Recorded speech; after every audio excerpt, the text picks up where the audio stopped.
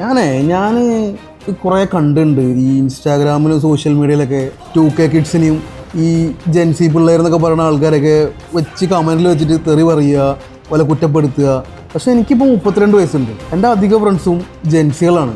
എനിക്ക് ഇന്നേ ഒരു അങ്ങനെ ഒരു എക്സ്പീരിയൻസ് ഉണ്ടായിട്ടേ ഇല്ല.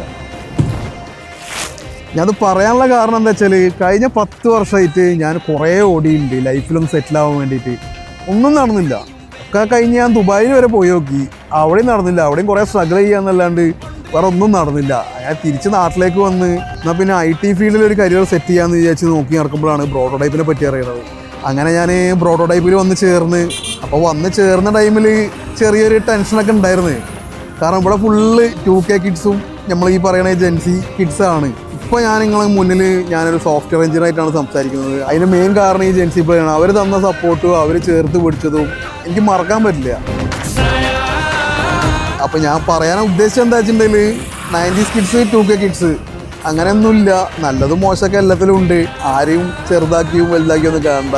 അപ്പോൾ ഓക്കെ, ബൈ.